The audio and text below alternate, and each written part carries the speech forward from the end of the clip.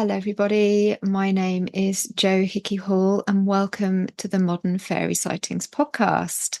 I'm here, back here with friend of the podcast, Joshua Cutchin, author and researcher, author of 7 books and counting right now. I have a great number of those books. It's really fantastic to welcome you back. You've been super busy. I've enjoyed many of the interviews that you've been doing and, keeping up with what you're doing, but great to have you here. It's wonderful to be here. Every time I connect with you again, it's always like this lovely shining light in my Ah, life. And just it's yeah, well, it's just you bring such a positivity and an energy into this space, and I really appreciate that. So oh, yeah, I've thank you. been. Oh, you're very welcome, and I mean it. Yeah, I've been I've been quite busy. Doing a lot of stuff. I wouldn't say in secret. I'm always afraid of jinxing myself if I talk about things too early. Yeah. But I have a couple of things happening right now and coming up in the future. So we're recording this on December 18th. Yesterday, a documentary that I was involved with and as producer, The Lady of the Lake, came out on a variety of video on demand platforms, including Amazon Prime. At the end of the month, on the 30th, is a UFO series called Cosmosis that will be available through similar outlets that I'm featured in as well. I'm working on another documentary series in pre-production on that hopefully will start filming next year. And I have a new book coming out this spring. God willing that everything works out, because you always sort of have to tread lightly during the latter stages of that process. You never know exactly when complications may arise, but everything proceeding according to plan, that should be out around March or April of next year. So, uh, um, I'm I'm simultaneously looking forward to the future in terms of doing things, and Mhm. simultaneously looking forward to the future in terms of getting to rest a little bit, hopefully. Yeah. I mean, I really hope you get some rest over the holiday period. You've been doing so much. I mean, but there was a number of areas we were going to talk about actually. And then, as I said, I was kind of looking through Instagram this morning and saw that the film had released. And I mean, I can't wait to see it. Obviously, I only saw it this morning and I am looking forward to watching this film. But I've been looking into the case. So I hope that we can talk about this shortly because it sounds very exciting. And the great thing about it, it's called The Lady of the Lake. Like a number of new kind of documentaries and films that are cropping up, you are taking a kind of paranormal or supernatural approach to something that might be dismissed as just a kind of general crime. And it was a horrible crime, and we'll get into that. But what I'm excited about is that there are researchers like yourself, doing this, taking a different slant, and really, looking at it in a holistic way in which we should be doing. We're kind of getting onto this now. Yeah, I think that is actually an excellent summary of sort of where the direction from which the documentary approaches the subject matter. As you alluded to, it is a real life case, so I suppose for some people it will scratch that true crime itch. But in 1937, Hallie Illingsworth disappeared from a small town in Washington State near Lake Crescent. And 1940, July of 1940, her remains were discovered in Lake Crescent. And Eerily enough, they were noticed by fishermen in a boat who noticed a hand reaching above the waves. And when they retrieved Hallie's remains, it was discovered that the conditions in the lake had actually it's called saponification, and it basically turned the soft tissues in the body to something resembling soap. This is something that does happen in certain cases. All very macabre, all very disturbing, and in terms of the violence visited upon her, and there is, depending on whom you talk to, the case is maybe unsolved, but there is a resolution to the case, and I think that, and the filmmakers think that. The other filmmakers rather think that. But it it does engage with this at a different level than I think most documentaries in this space do. I don't know about you, but I've grown sort of tired of these media outlets like trying to prove the existence of these things. Like I think we're Yeah. so far beyond that as a question. Yeah. I mean, these things happen. Deal with it. Try to figure out. The question is in what sort of context they happen and what they Yeah. mean. Like those are the questions It's, that I think those of us who are into this are really interested in. yeah. Um, and so part of the reason that it's called the Lady of the Lake is that it does address some of these deeper archetypal, dare I say, themes that you see. I mean, this incident in 1940 in the late 30s um, was not the first instance of a lady in a lake, and Mm. the sort of even the way that the manner in which she was discovered, with her hand thrusting above the waves, puts me in sort of an Arthurian mindset. Um, but the documentary does sort of engage with these ideas as they propagate out through our culture, because the story of Hallie's murder has really taken root in the area. Port Angeles is really taken root in the community, and is something that just everyone knows, and it completely saturates sort of the culture. And kids growing up in the area will know this story. It's told by the campfire alongside the lake, and people see manifestations of Hallie alongside the lake. But even when you start to dig a little bit deeper, you'll find out certain things about Lake Crescent that sort of speak to these archetypal themes as well. Lake Crescent is famously regarded as this lake that supposedly has no bottom, and sure enough, we know certain depths of the lake, but as far as finding the actual bottom of it, that still remains up in the air. But also, Mm. it's a lake that supposedly does not give up its dead. There are dozens of bodies that are believed to have been deposited in Lake Crescent, and for some reason, the only one that really has been recovered, well, sorry, one of the few that has been recovered has been Hallie Illingsworth's. Mm. So, what's interesting about that from an archetypal standpoint is that these are the exact same set of criteria, among several others, but the same set of criteria that cryptozoologist, folklorist Michel Mergier noted with these types of bodies of water that have lake monsters. They were infamously bottomless. They never gave up their dead. Mergier pointed out some other points, including access to submerged cave systems and such. But what's interesting is that you start to see, once you take this sort of 10,000-foot view of this one case, that it does intersect with things like storytelling and things like archetypes. And there's a wonderful point that I'm quite fond of about two-thirds of the way through the documentary, when you sit back and you say, wait, what exactly am I watching?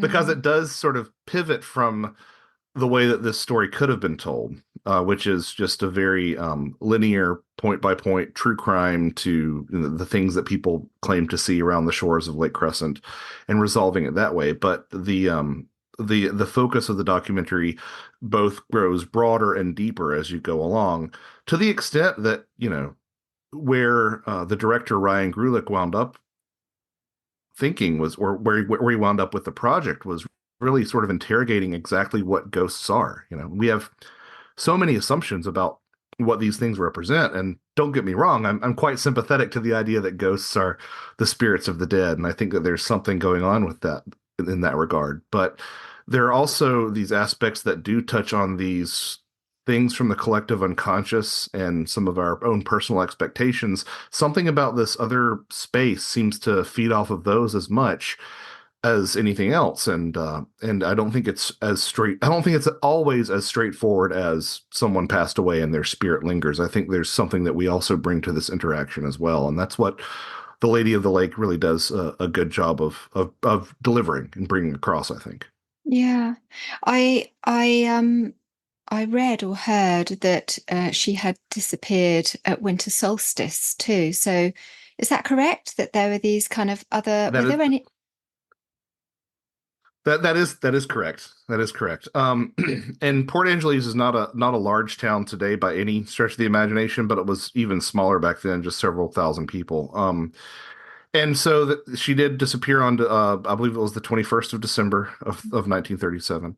And yeah, and it was quite a sensation when she was rediscovered. There was a film that was made at the time that didn't really follow the actual storyline of the disappearance that well, but it was even beyond that, it was very it was sort of competing for coverage with World War II in American newspapers and getting just as gathering just as much national interest, especially on the west coast of America.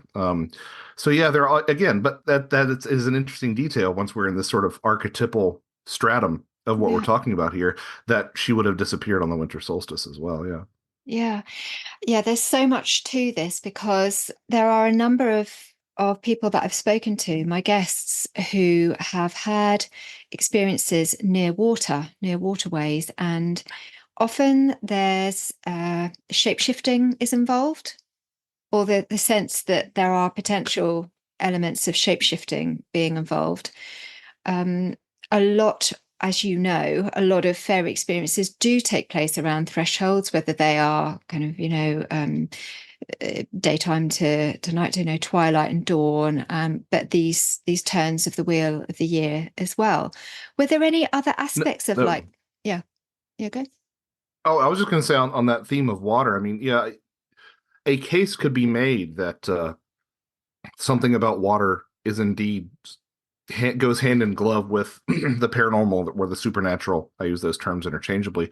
But people have compared maps of river systems and rainfall to maps of Bigfoot sightings with a great deal of correlation.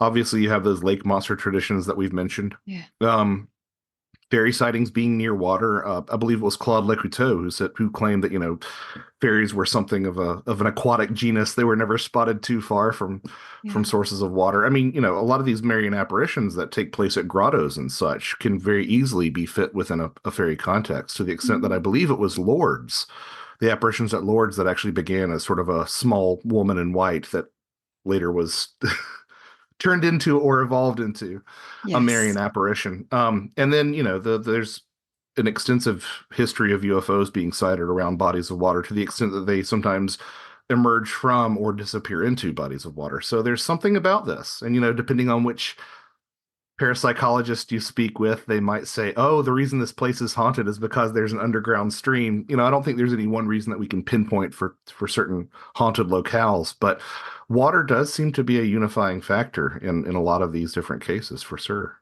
Yeah. I mean, it's been spoken about as if it were, some kind of threshold to the underworld, as well as you would have kind of fairies disappearing into hill forts, and mounds. Then, equally you have beings sort of disappearing under the Mhm. water. And Oh, so, no, precisely. Yeah, I believe that actually might be one of the sort of entry points into the other world listed in the Arne Thompson Folklore Index as yes. well. So that's certainly a big part of this. And it gets even stranger when you consider places like Loch Ness that seem to have earthworks that are submerged off the coast within the loch. Um, and the way that sort of water levels everywhere will sort of rise and reclaim certain spots. But again, I'm afraid people sort of get the wrong end of the stick sometimes when I talk about these things being archetypal or from the collective unconscious. They'll say that I'm saying that they aren't real. And to the contrary, I think it says a lot about the nature of reality that these themes and these motifs will sort of bleed into our reality as things that like you and I standing on the shore would be able to see together. I think that's Mhm. that's quite fascinating. And there's something about this idea of the unconscious, the submerged, the Yeah. hidden that really I think these sort of bodies of water speak to. Absolutely. So whereas you would have, if you think of kind of, it makes me think about the earth itself, what goes on beneath the depths. If the earth itself is a living being, a living entity, and then you have what you see above ground, and then you have what appears to come from the heavens. And the same with us, we have kind of the soul and the spirit, and what is, deep within our consciousness, deep within our soul, that sometimes arises, and the same with the earth, and with the water, with the seas. So yeah, I guess it is no surprise. But within your research now, as I mentioned at the beginning, you've written 7 books, along particularly looking at Bigfoot, Sasquatch. You have looked at aliens, and kind of UFO, or sort of inverted commas UFO encounters, whatever people kind of make of those. whether they are, sort of physical or something else. And then, of course, your Ecology of Souls, which I have both volumes sitting here beside me now. I just wonder, in your research, what have you noticed about the encounters that be they fairy, Bigfoot, and I know you've just said that there a lot of them kind of correlate around these watery areas. But for me, what I'm finding in the guests that I speak to is that when encounters take place near water, they're often quite pokey. That often these are the scariest encounters that people report. And I don't know what that's about. I mean, there's a sense that there are places where a lot of people do go missing. And I think we're both aware of bodies of water where we can say that that happens. And, it's very Mhm. hard for then to start talking about these places in terms of the kind of supernatural and the paranormal when there are families that haven't heard from their family members, and how I just can't imagine how difficult that must be. So it's a very sort of sensitive area, but nevertheless, there are a lot of people that do go missing around water, aside from the fact that there's the obvious reasons that are often given in the media.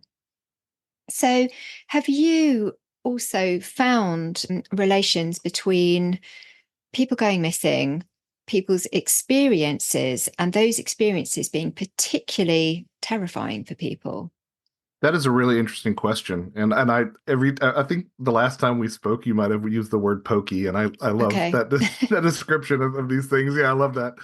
No, that's a really good question. I think that you know this sounds like such a basic fact that people are going to be like, well, duh, Josh, but water is really such a double-edged sword. I mean, it's we need it to survive, but it's we in our need to be near it for transportation and for literal sustenance, we sometimes overlook the sort of tremendous destructive power and the threat that it often poses. I mean, in Western North Carolina, not too far from where I grew up, we were all sort of reminded of that Mm, towards the end of September with some of those vicious floods that were coming through. So I think, on in the terms of that archetypal stratum, like that's kind of might be what's going on there to a bit is the way that our ancestors really realized how dangerous water could be in addition to being helpful. But I have noticed those sort of correlations between missing people and bodies of water in general. There's a lot of talk that's gone on for the past 10 or so years over David Paulides' missing mm, 411 stuff. And yeah. among the sort of correlations that you can draw, um, are indeed sort of, again, not coincidentally, along with Bigfoot, correlations between missing persons and water and rainfall and and bodies of water as well. Right. A good example of that is speaking to Crescent Lake specifically. Mm. I believe I'm just sort of scrolling through my phone to see if I get the numbers right here. Um, I believe no less than 83 people have gone missing in Lake Crescent, and those numbers do not uh, come from the National Park Service. They, as with other uh, missing persons cases, do not keep a record of those. Yeah, 83 known bodies are in the lake, although a fraction of those have been recovered. But that's from the testimony of people who have said that they put bodies in the lake. Um, And that's so, is that all around the lake? Is that in different areas? well, it's a large lake. I mean, that's one Yeah. thing to remember. But yeah, Mm, yeah, and what's sort of darkly fascinating about Lake Crescent is that the temperature is such that it never really gets that high above freezing. So the mm, state of preservation, they could all be preserved like Hallie. yeah. But yeah, I think that even when you don't look at necessarily at like contemporary cases of anomalous experiences around water. You've got all these traditions of like, water horses and some of these Mm. other sort of fairy entities that would sort of lure people onto their backs and then go trotting off into the water as well. And I think that a strong case could be made um, for some of these missing persons cases that oftentimes do sort of have the fingerprints of negative fairy activity, quite frankly. Mm. Mm. Um, I think a case could be made that water is playing a factor in that as well, with the close association between fairies and water. I think that would not be too far of a stretch to assume. Yeah, I can say that in my research and two of the guests that I've spoken to, well, one of them I spoke to, but she didn't come on to the episode. This was kind of a private chat. That she was called into the water in a sort of altered state and found, woke up in the water. And so, that's really concerning and was very Very concerning for concerning. her, Yeah, right? And yeah. it was actually her husband that called her back, and she just didn't hear him for ages, and finally he got through to her and she managed to get to shore. On another occasion, a young boy who was 6 or 7, this did go out as an episode. I think it's called By Lake and Forest, or Forest and Lake. And he remembers kind of going through a forest, and at one point was levitating through the forest because he said he was watching his shadow, got to a mound in the forest. This was up in Michigan, in the uh, Northwest Uh, Peninsula, I believe. upper Yes, peninsula, upper Upper peninsula. Peninsula, Yeah. Upper Peninsula. Thank you. On the western side, and I don't know the geography so much there, but he didn't think that there should have been a mound in the forest, but he says he remembers there being a mound in the forest and that he found himself there. He then decided to take his clothes off, which again is concerning, and went into the lake. And it was only when two guys in a boat, fishermen, saw him and went over and thought, oh, go and check out, see how that kid is, and then found that he was naked in the water and obviously very concerned, and brought him to shore. He's a man in his kind of, I think at least 60s now. So these are the tales that people tell when they've had near misses. It does make a bit of sense too in the context of siren songs and all these sort of other beings that would lure sailors to their death, sort of to dash upon the rocks. And it does fit very well with that. I'm sure it's found elsewhere, but I'm thinking specifically that Irish tradition of people who are claimed by the sea sometimes would not be necessarily thought of as having drowned, but rather being away with the fairies Mm. or being taken by the fairies as well. Mm. Um, so yeah, it is one of those spaces that, like the underground, is sort of their domain. And to hear these, that's the thing that always sticks with you. To hear these near misses, you have to wonder about the people who just don't have stories to tell and are just Mm. question marks. Mm. And it really is startling, especially this day and age, to see how many human beings just seem to disappear off the face of the planet, but it still happens. It's probably going to happen multiple times today, which is chilling in and of itself. So true, so true. One other area that I was thinking about, particularly in the US, is the fact that, well, for me as a researcher in Britain, I I want to know more about Indigenous culture in America. And I know even when I speak to my friends and researchers in America, they also, are still learning about the Indigenous folklore that native communities hold. As I speak to people, guests that are in America and that talk about these kinds of particularly water-based encounters, I'm learning more about the kinds of lake monsters that they talk about that the native people knew about.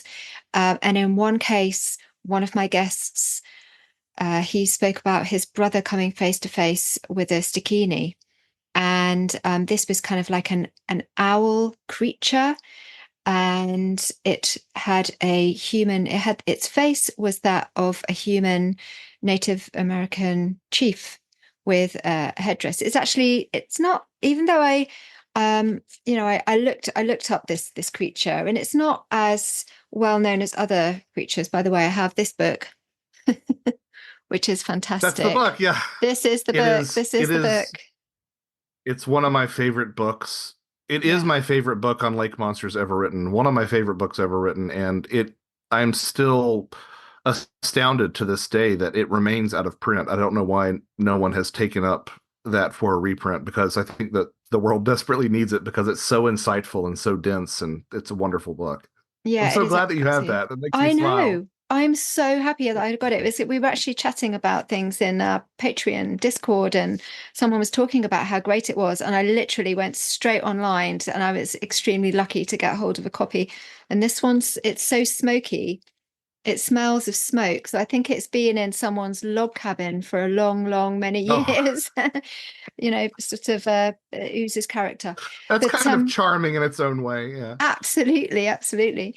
Um, I think it's got some stories to tell, but it really gets me thinking about, the indigenous folklore. And I wanted to ask you, did that tie in to the case in this film that you were making? I know you might not be able to give away some of the secrets of the film because obviously people need to go and see the film.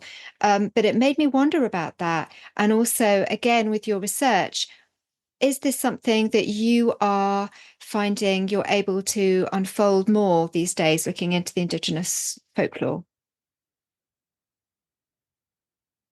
Those are all very good questions. It's kind of funny that you mentioned that, because one of the ways that I initially connected with the director Ryan Grulick was he just sort of wanted to bug me about some things that he was interested in, and one of the things that came up were this tradition that you'll find in some Western indigenous North American tribes of the water babies, which were, these fairy-like beings, for lack of a better term, that would appear in rivers, creeks, springs, etc., and would oftentimes, send out the cry of an infant in distress to lure people down to the water's edge.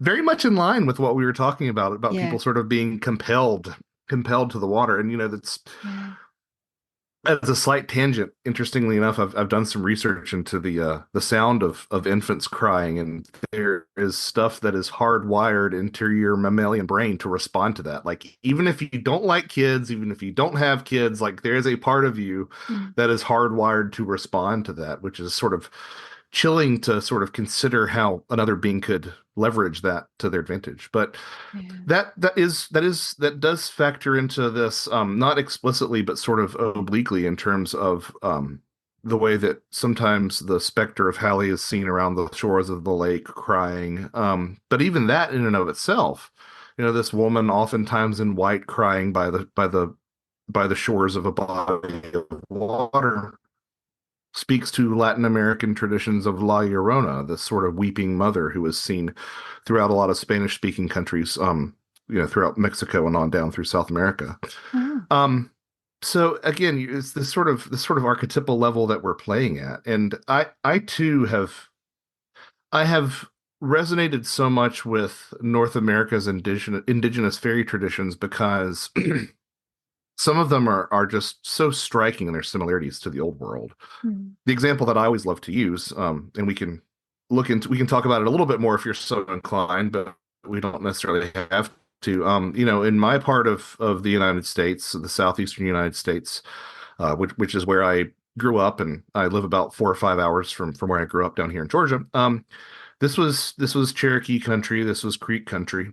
And the Cherokee fairy traditions, first of all, there's several different types of Cherokee little people traditions or fairy traditions. There are the Unichuansi, and there are some that they explicitly just call fairies. But the ones that I'm most interested in are the Nunyanahi. And the Nunyanahi stories are so confronting for me, because you read them, and if you're, you know, if you approach these things like I do, which is, um, you're looking for similarities, you're trying to be comparative, but you're also keeping an open mind, but not too open, and you're sort of being aware of, this country's colonial past and all that stuff. mm, The similarities are so close to what you see in Western Europe and their fairy traditions that you are sort of left, in my opinion, with one of two conclusions. The first is the possibility of cultural contamination, and that these ethnographers were trying to force Western European fairy belief onto Cherokee fairy belief, Mm. or that these stories are so similar because this is the way human beings interact with these things. They're similar because people are experiencing the same thing regardless of where they Yeah. are. Yeah. Um, and so with the Nunyanahi, you see an association with earthworks that you don't see as strongly elsewhere in the Americas. Mm. It's a very prevalent thing, in your part of the world, but over here you don't get that sort of mound fairy connection in indigenous lore as much. With the Nunyanahi, it's very explicit. There's a really interesting story about some Nunyanahi up near Franklin, North Carolina, that in the traditional Cherokee legends, that was sort of a tribal center, and there was an impending war that was being leveraged against the Cherokee, and the Nunyanahi actually poured out of the mound to defend the Cherokee on their behalf. Mm. Centuries, perhaps millennia later, as the town of Franklin, North Carolina, grew up around that old Niquosi Mound was the name of the mound. Um, and they were in the midst of the American Civil War. The story apparently repeated itself, according to local legend, that the town of Franklin was very poorly defended against invading forces, and the Nunyanahi actually emerged from the mound to stand at street corners and to populate the city to the extent that the invading forces thought that the town was well defended and should be avoided. Is that a Wow. local legend? Is that something that actually happened? I don't know, but I love that sort of resonance there. So you've got this connective tissue between the Nunyanahi and the Earth Mounds that you don't really see in this else as much elsewhere in the United States, but is definitely from Western Europe. And then you go into some other stuff about the Nunyanahi, about people experiencing time dilation in their midst. This sort of like, you go there and an hour seems like a day and a day seems like an hour. Those sort of stories you'll find as well. There's another story which I find really fascinating if you put it in the context of UFOs and fairies, which, anybody who's familiar with my work knows Mm. that I definitely see some connective tissue there, as discussed by Jacques Vallée and numerous others. But there is a story, again, from this part of the country, specifically Western North Carolina, Nautilus Town, sort of around there, um, where a group of the Nunyanahi said that they would be moving one of their earthen mounds, relocating it to a new spot. And they said that the local village could come with them if they remained quiet during the transition. They would be invited to come with them. But when the mound was moved, apparently levitated into the sky, um, some people in the village became so fearful at the sound and the rumble of all this that they actually cried out. And not only were they not allowed to go with the Nunyanahi to this new location, but the mound itself toppled to the earth and formed the top of a new mountain. Now, of course, there's the ancient aliens way of looking at this, like, oh, these were extraterrestrials that had landed here. But that's not for me. I think that whatever we have been existing alongside since our earliest days as a species is capable of all those things without needing to invoke extraterrestrials. I don't want to necessarily declare it, but I don't think that UFOs are fairies. I think that, or sorry, I don't think that fairies were UFOs. I think that today's UFOs are more along with those older fairy traditions, because there's something about these older traditions that really resonate with me and speak to. I think that there's the relationship between us and this other world is so much more intimate than anything that's captured in modern discussion of extraterrestrial visitors. That feels so cold and, pardon the pun, alien to me, Mm. that I find so much more personal resonance and utility with the idea that this thing that you and I are talking about right now is in this room with me right now. It's alongside us, and it has a vested interest in us, um, as much as we should have in them. Yeah, I so agree. And you can really sense that sometimes. And of course, you can't go through every day of your life kind of being innately aware of that because, that's not how it works. But every now and then, and I'm sure you find that in your work and the research that you're doing, you have a sense of that they are around, they are watching what you're doing, particularly lately when I've been looking into, the Dark Rider, the Dark Man, and getting lots of interference on my tech when I've been talking to people, that always something will go wrong. Um, but also, sometimes in your dreams or being led in a certain direction, there's an awareness that, yeah, you're not working, you're kind of mediating something actually that perhaps doing an important job here, in kind of getting this information out there, which you definitely are. In your book, Ecology of Souls, what I really enjoyed about that was, you were just saying there, this kind of this interlink between us and them. You talk about how there's kind of a reversal in our relationship with them, so that when, there's in a lot of the folklore, particularly, quite old folklore that we have, there will be a sense that when somebody is born in this world, a fairy dies in the other world. You really kind of go into this in your book and talk about, because in some of the old folklore, I'm thinking of the Reverend Robert Kirk.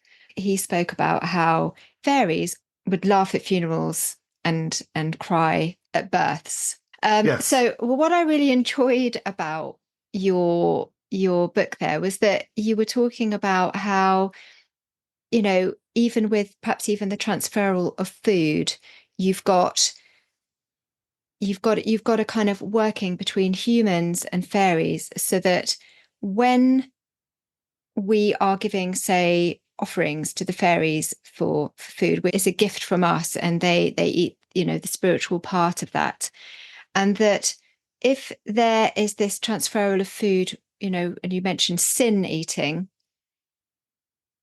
where somebody will be given the role, there used to be somebody would be given the role to eat food, to basically eat the sins of the person that had passed over.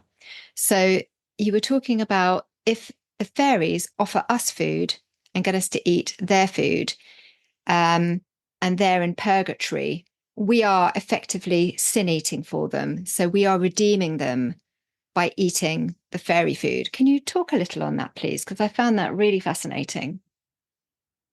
Yeah, and it's a very germinal idea. I haven't really delved into it too much, but it did occur to me that it would be consistent with sort of this topsy-turvy nature that we see. Yeah. To your first point, and I'll circle back around to the sin eating bit.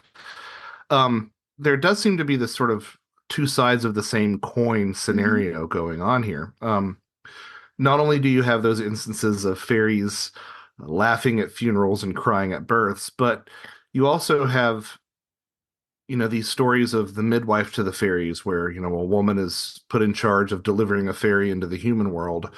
And there are indications, I don't want to emphasize them too much, but there are indications that certain fairies served a sort of inverse relationship of being psychopomps, leading the Yes. dead into the other world. The most famous example of that would be Gwyn ap Nudd, in the Mm, Welsh tradition. But but there's sort of, and then what, that's this sort of inverted world of fairy seems to help me personally make a bit more sense of that common prescription for delivering yourself out of fairy, which would be to invert a piece of clothing. It's almost like once you invert something in an inverted world, you return your world to its natural state. But yeah. that sort of that sort of flipping of ideas on its head would be consistent with a possibility, and I don't want to act like this is attested to in any old dusty book or anything like that. This is purely my idea, so it may be completely wrong, but there is a long-standing association with fairies and the human dead. Make a deal of sense. But even absent of that, there was an assumption on the part of the early church that fairyland must be something akin to a purgatorial state. Mm. Um, and to the extent that there were some writers in the church who declared that, I remain quite ambivalent on that proposal. But if this is sort of a purgatorial state, and they are in some sense us, then perhaps a good way to get out of purgatory would be the offering of food in that sort of sin eater tradition. The Mm. idea of the sin eater being that the sins of someone as they pass away are transferred into bread, which is then taken on. That burden is taken on by someone who has, been designated by the community as a sin eater. If you didn't get a chance to have that privilege extended to you in life, and you wind up in a purgatorial fairyland, then maybe you might be like, hey, why don't you try some of this? Try some of this food that I'm going to give you, and maybe I can get an early ticket out of here. I don't know. It is an interesting idea though, and would explain a little bit, I think, of how often people are offered food and drink in these encounters. Although it should be said that food and drink are signs of hospitality in general, but sort of what makes you wonder why why there's so much folklore around that. And if the idea is that you sort of take on their sins, then it would make sense why you'd be trapped in fairyland forever by the food, right? If fairyland is purgatory and the food is contains the sins of the person staying in purgatory, then if you ate it, yeah, you're trapped there as well.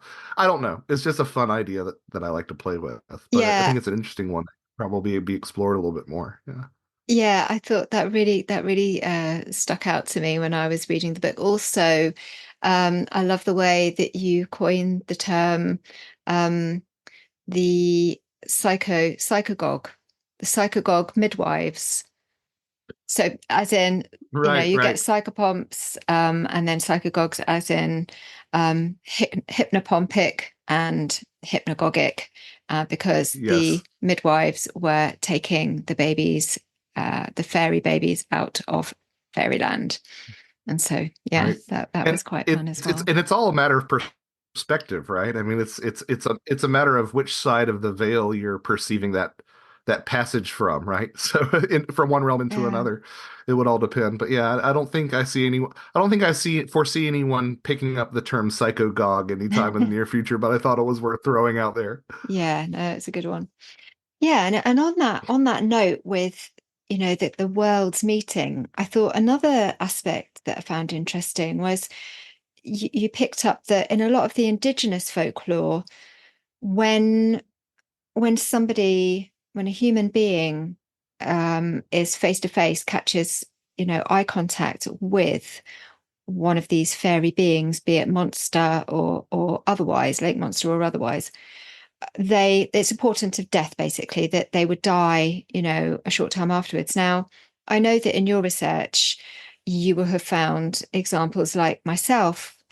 I speak to a lot of people who, myself included, have had that eye to eye contact. It's a really common feature of fairy experience. So yeah, I wondered if you could kind of talk about that as well, because the folklore very clearly states, there's obviously all of the tales around either maidservants or midwives who, catch a view of fairyland, and then, there's loads and loads of folklore in Britain of this, where once they see the fairy world and it's outed that they saw the fairy world, they'll either lose their eye, be poked in the eye, or they're blinded in some way.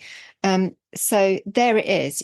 Don't look because it's dangerous. And yet, lots of people I speak to, they have these really beautiful moments with an otherworldly being, and having that eye contact. So yeah, I just wondered if you could kind of talk to that a little bit, what you thought about that.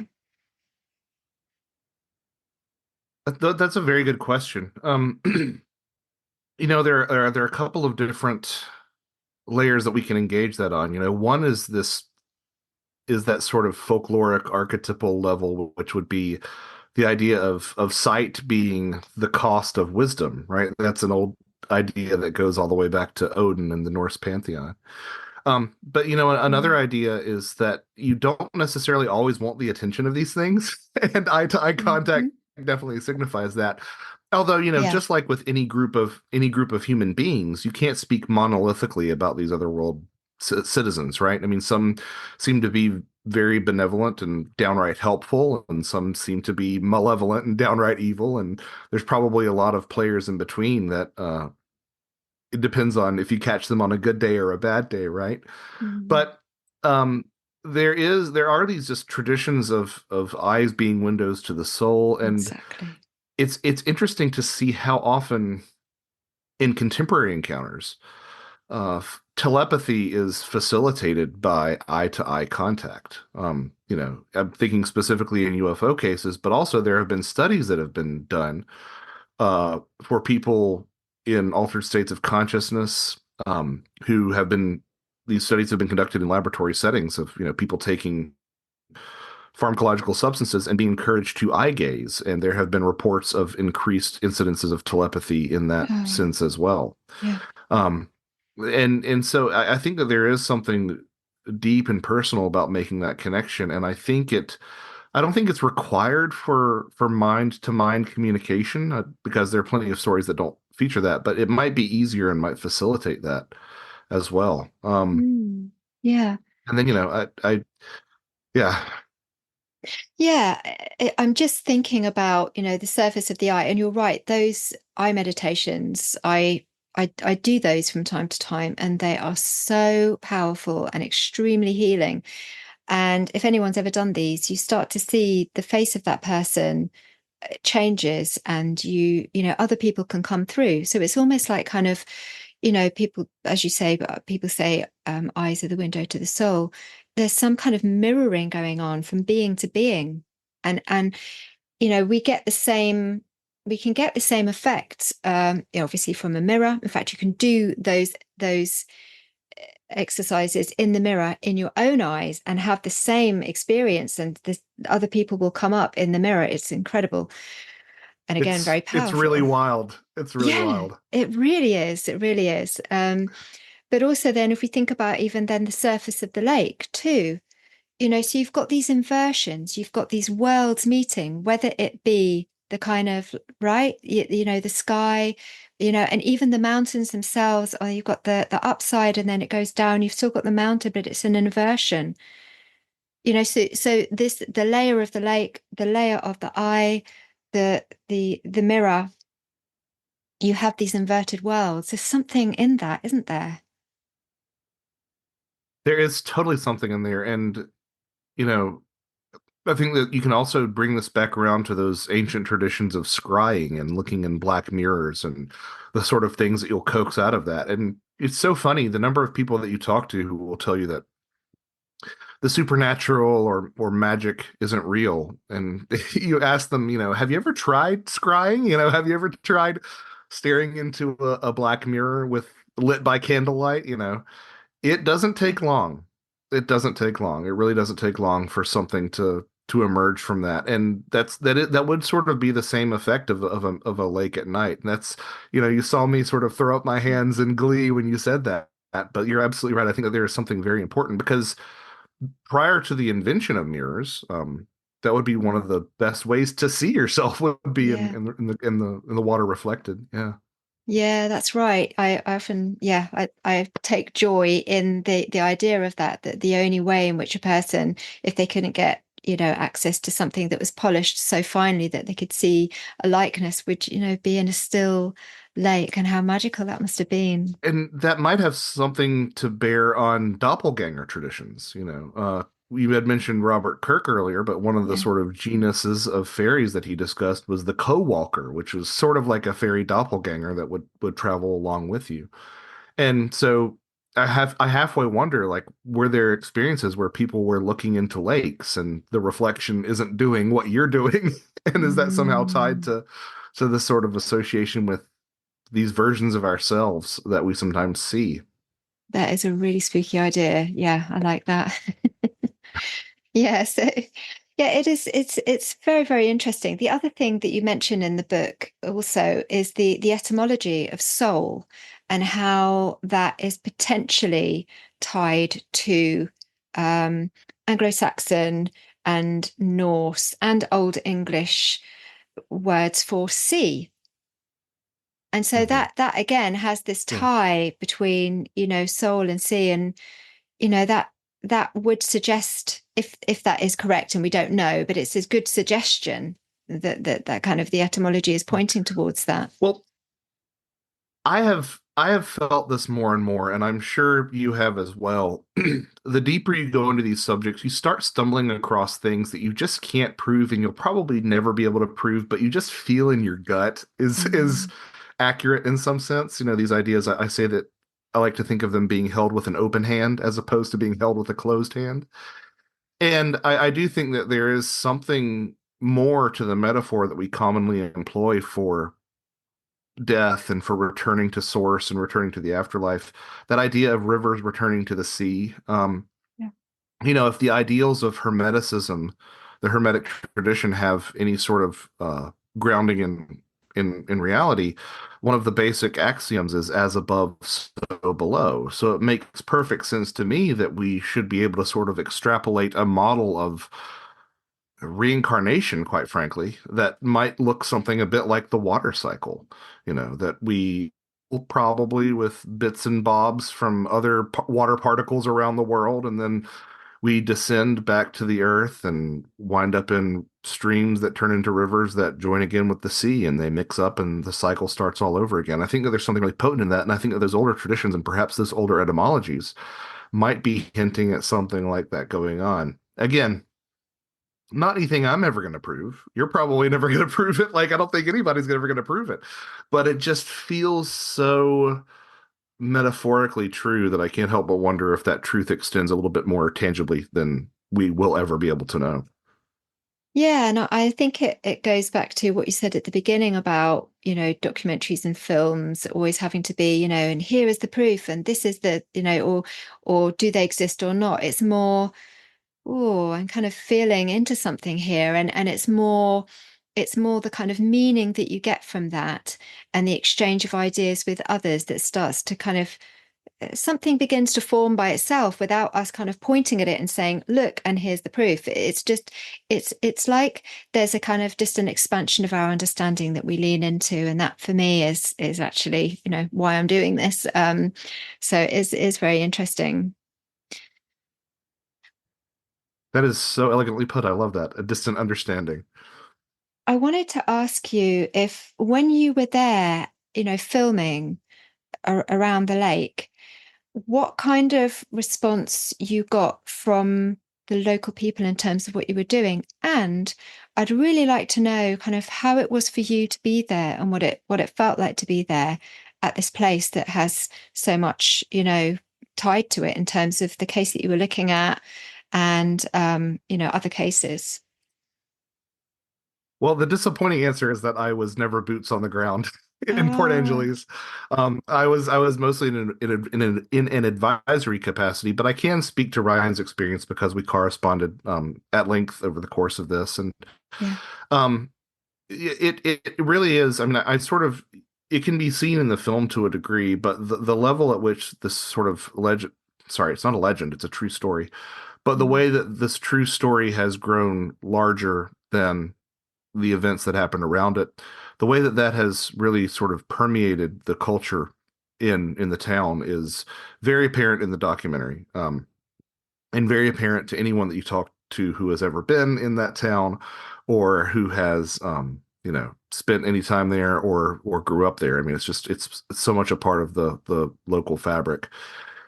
And it really does nest into a bigger story, a bigger picture of just how strange this part of the country, this part of the world really is. I mean, this is part of why the documentary has, Ryan, the director's approach, really resonated with me, is because it it does expand into things that we don't normally associate as being connected. I mean, this particular area on the coast of Washington, it's it's at the margins of the United States in terms of Yeah. geography. Like it's one of the northernmost towns. It might be the northernmost town in Washington State. I can't And quite west, and it's yeah, and almost at the westerly, yeah. edge. Yeah, it's just Right. like So literally sitting on the edge of so the, yeah, so we're in liminal territory, right? yeah. And this is Sasquatch country. Washington State is always one of the most heavily cited states. Like always, it's always top 10 in lists of UFO sightings as well.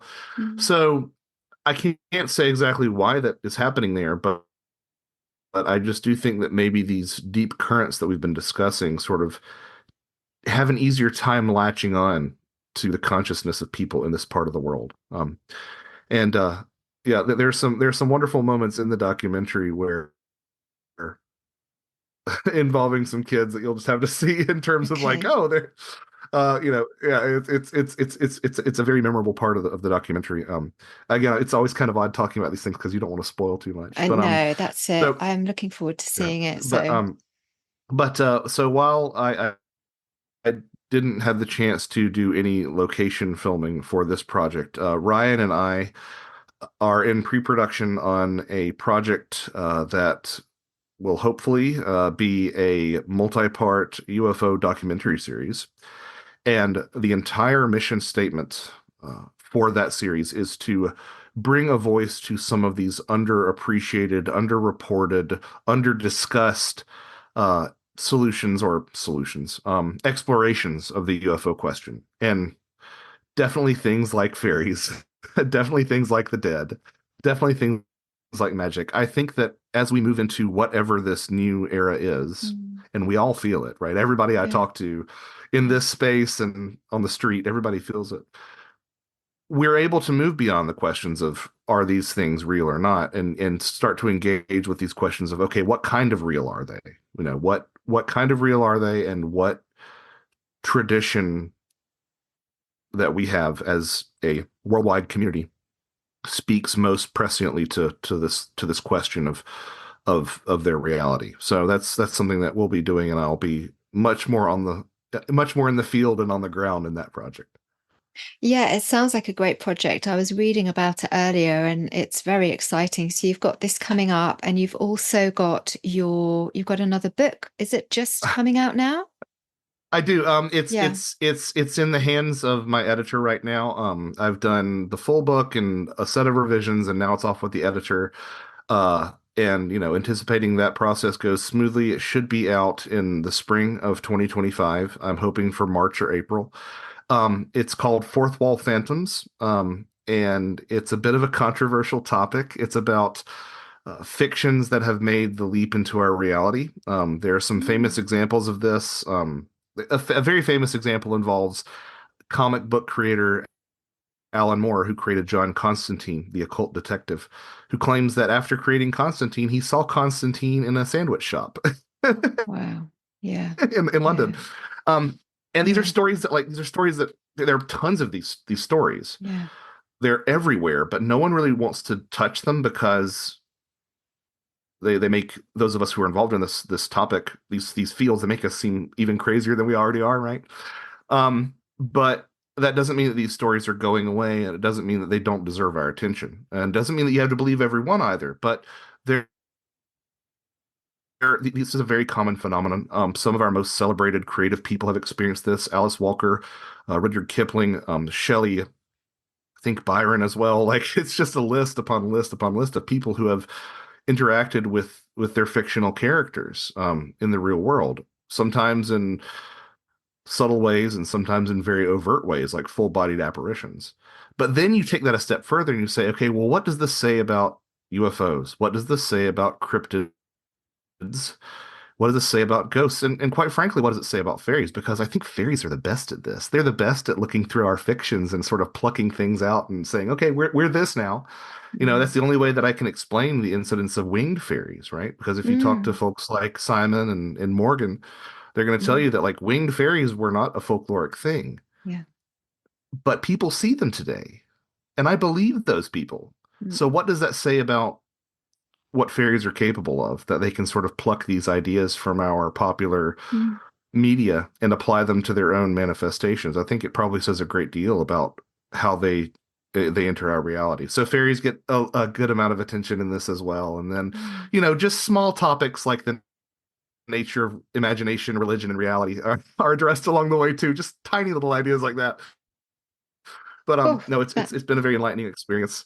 Yeah, it's yeah. quite frankly, it's been as big as Ecology of Souls is. This one book has proven more exhausting in a lot of ways because not only because of like the complexity of some of the things we have to talk about, but also because I wound up at the end of it like I can't stay in this place for too long because I don't really understand the difference between fact and fiction anymore.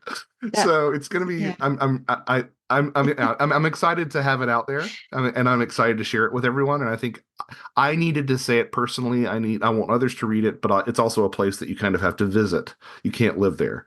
You have to visit that and then return back to consensus reality. I feel like maybe 2025 is going to actually be reflected in some kind of sense that you've just described there in your book.